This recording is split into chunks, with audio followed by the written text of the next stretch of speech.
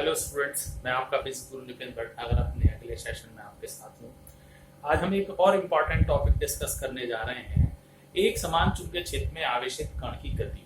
अगर हमारा कोई चार्ज पार्टिकल किसी यूनिफॉर्म मैग्नेटिक फील्ड में प्रवेश करता है, एंटर करता है, तो उसका पथ किस प्रकार का होगा। तो ये मेनली डिपेंड करता है कि वो चुंबकीय क्षेत्र में किस प्रकार से प्रवेश कर रहा है, कितने एंगल पर, कितने कोण पर प्रवेश कर रहा है। तो इसको हम तीन कैटेगरी में डिवाइड करके स्टडी करेंगे। जब वो उसके समांतर गति करता है या प्रति समांतर गति करता है। दूसरी कंडीशन लेंगे जब वो उसके चुंबकीय क्षेत्र के लंबवत प्रवेश करता है। और थर्ड कंडीशन लेंगे जब इनके अलावा यानी किसी थीटा कोण पर जो 90 या 0 डिग्री नहीं हो, तो तब स्थिति क्या होगी। तो आइए इस पर डिस्कस करते हैं। इंपॉर्टेंट टॉपिक, एक समान चुंबकीय क्षेत्र में आवेशित कण की गति, motion of A charge particle in uniform magnetic field. ठीक है, तो फर्स्ट कंडीशन हम लेकर के चल रहे हैं, जब कण चुंबकीय क्षेत्र के समांतर या प्रति समांतर प्रवेश करता है। तो हमारा Q चार्ज का पार्टिकल है, वो V वेग से गति कर रहा है और चुंबकीय क्षेत्र के B के वो समांतर या प्रति समांतर प्रवेश करता है। तब क्या कंडीशन होगी, तो यहां पर अगर हम सीधे डायरेक्ट फोर्स लेकर के चल रहे हैं, तो Q आवेश के कण पर कार्यरत चुंबकीय बल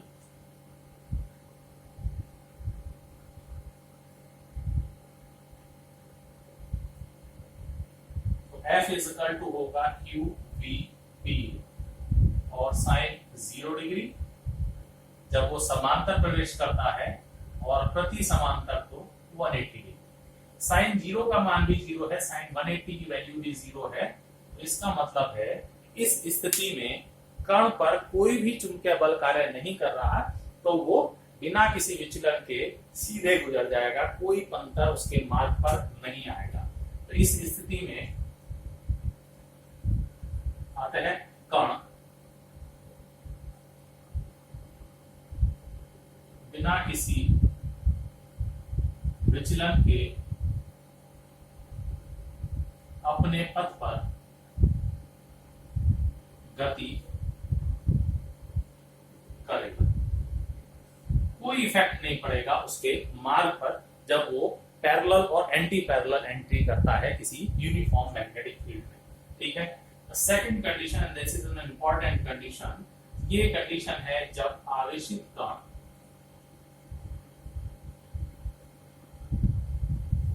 चुंबकीय क्षेत्र के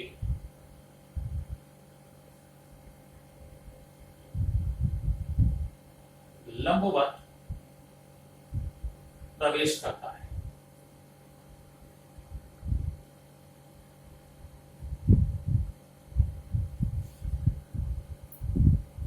तो इसके लिए हम एक यूनिफॉर्म मैग्नेटिक फील्ड लेकर के चल रहे हैं P। जैसे ही कण यहां एंट्री करता है,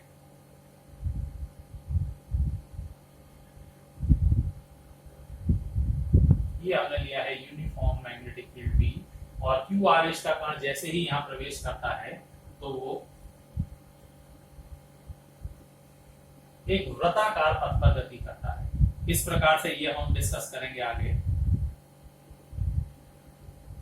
मान लीजिए प्लस Q आवेश का कण है और ये चुंबकीय क्षेत्र की लंबवत V वेग से प्रवेश करता है, तो इस समय इसके ऊपर लगने वाला बल मैग्नेटिक फोर्स Fm होगा, जो इसे वृत्ताकार गति प्रदान करता है। वो हम लेकर के चलेंगे किस प्रकार से।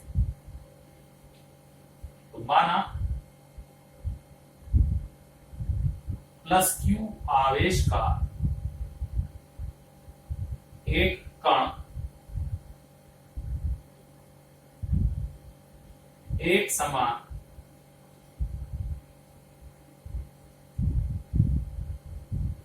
चुंबकीय क्षेत्र B में लंबवत V वेग से प्रवेश करता है।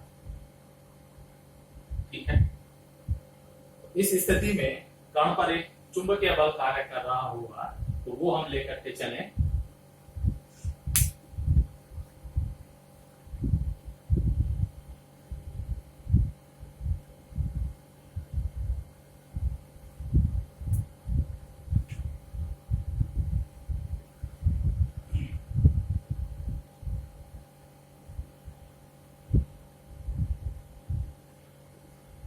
कण पर कार्यरत चुंबकीय बल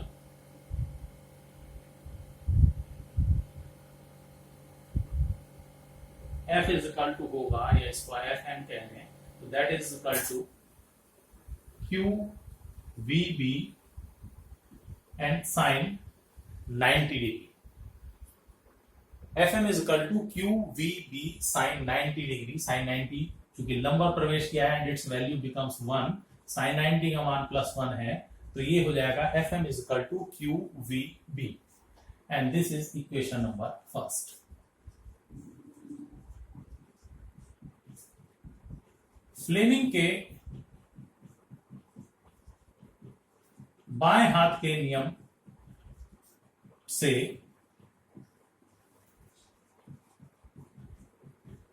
इस बल की दिशा चुंबकीय क्षेत्र B, फ्लेमिंग का नियम कहता है कि इस बल की दिशा चुंबकीय क्षेत्र B और गति की दिशा वेग V दोनों के लंबवत होगी। तो फ्लेमिंग के बाएं हाथ के नियम से इस बल की दिशा चुंबकीय क्षेत्र B व वेग V की दिशा के लंबवत होगी। ठीक है।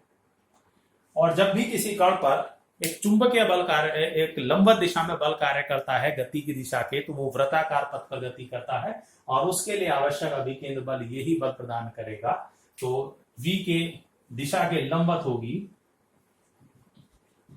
अतः कण स्मॉल r त्रिज्या के एक वृत्ताकार पथ पर गति करेगा। ठीक है।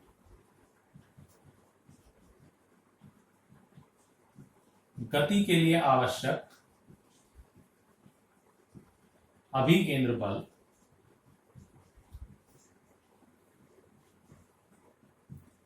बराबर होगा चुंबकीय बल के। ये चुंबकीय बल ही उसे आवश्यक अभिकेंद्र बल प्रदान करेगा, और अभिकेंद्र बल होता है mv²/r and that is equal to qvb।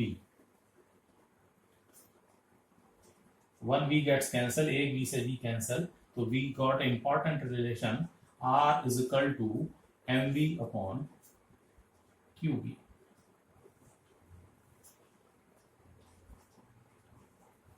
तो ये है उस वृत्ताकार पथ की त्रिज्या जिस पर आवेशित कण गति करेगा, r is equal to mv/qb। जब कण वृत्ताकार पथ पर गति कर रहा है तो लगातार इसी पथ पर गति करता रहेगा। बल Fm जो अंदर की ओर कार्य कर रहा है, ये उसे आवश्यक अभिकेंद्र बल प्रदान कर रहा है, और इस प्रकार से जब वो चक्कर लगा रहा है तो उसका परिक्रमण काल यानी समय कितना लेगा एक चक्कर पूरा करने में, तो यहां हम निकालें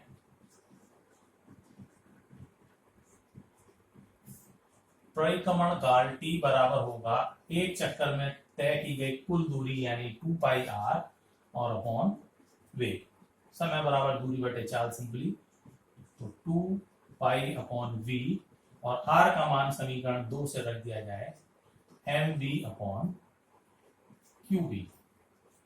v से v कैंसिल, तो t इज इक्वल टू आ जाता है 2πm/qb। And this is third equation। ये है परिक्रमण काल t। परिक्रमण की आवृत्ति निकाल सकते हैं f is equal to 1/t and that will be equal to qb/2πm।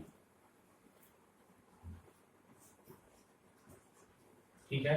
तो यहां आप देखेंगे कि f फ्रीक्वेंसी अगर आप देखें या परिक्रमण काल देखें तो यहां वेग का मान कुछ नहीं आ रहा है, तो t is equal to 2πm/qb और f is equal to qb/2πm। समीकरण जो हमने रेडियस के लिए निकाली थी r is equal to mv/vq, यहां से आप दो इंपॉर्टेंट टर्म निकाल सकते हैं। पहला है r is directly proportional to mv, यानी जो आवेशित कण के पथ की त्रिज्या है वो उसके mv यानी संवेग के अनुक्रमानुपाती है।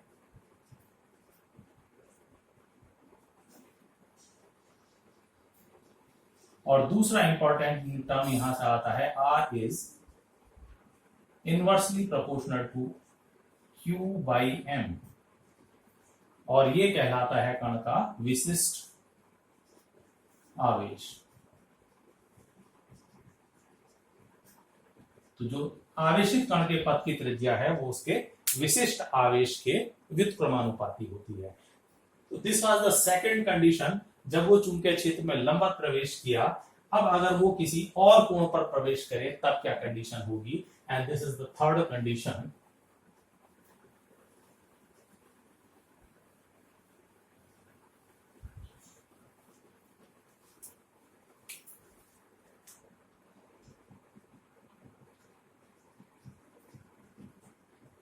जब कण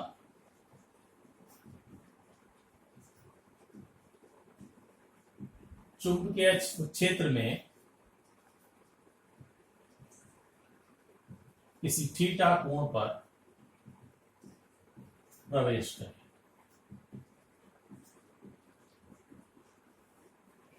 ना तो लंबवत प्रवेश कर रहा है, ना वो किसी समांतर या प्रति समांतर थीटा कोण पर प्रवेश कर रहा है, तब इस स्थिति में हम देखें तो कण पर कार्यरत बल इस समय जो F होगा, and that is equal to q v B sine theta.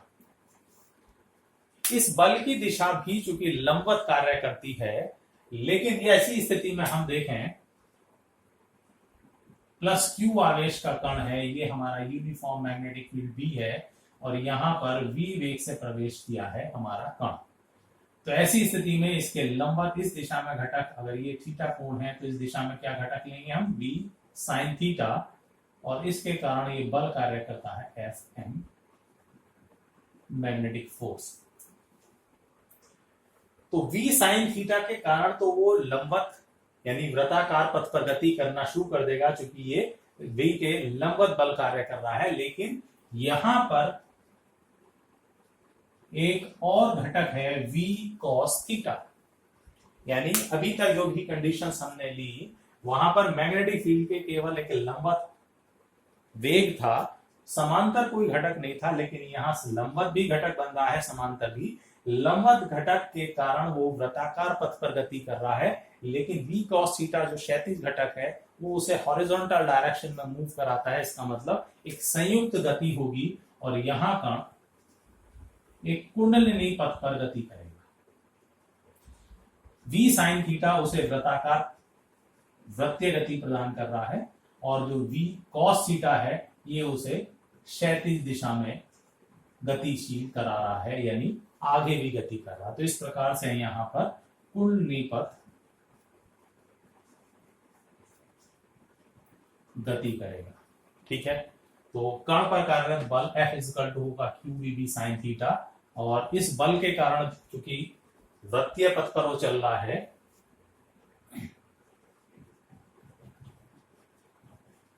इस स्थिति में कण एक कुंडलिनी पथ पर गति करता है, और उस कंडीशन में एम वी की जगह चूंकि यहां पर साइन थीटा घटक वृत्ताकार गति प्रदान कर रहा है, तो m v sine theta upon r, और इक्वल टू हो जाएगा q v B and sine theta. 1v sine theta gets cancel, तो r इक्वल टू आ जाता है m v sine theta upon q B, and this is equation number 5। तो जब वो किसी और कोण पर प्रवेश करता है तब कुंडलिनी पथ होगा, और उस पथ की त्रिज्या m B sine theta upon q B होगी। और इस कंडीशन में अगर आप निकालें परिक्रमण काल, it will be same, t is equal to 2 pi m upon qb, और आवृत्ति भी वही रहेगी, f is equal to qb upon 2 pi m। क्योंकि यहाँ वेग का घटक शामिल नहीं है, इसलिए इन दोनों पर कोई प्रभाव नहीं पड़ता। परिक्रमण काल उतना ही रहेगा, आवृत्ति उतनी ही रहेगी प्रति सेकंड जो रोटेशन लेगा, लेकिन रेडियस परिवर्तित हो जाएगी mv sin theta upon Q. तो ये है एक समान चुंबकीय क्षेत्र में आवेशित कण की गति। इसी के ऊपर बेस्ड नेक्स्ट टॉपिक में हम लेकर के चलेंगे साइक्लोट्रॉन। तो जब तक इसको तैयार करिएगा, नेक्स्ट वीडियो में मिलते हैं हम नेक्स्ट टॉपिक के साथ। थैंक्स।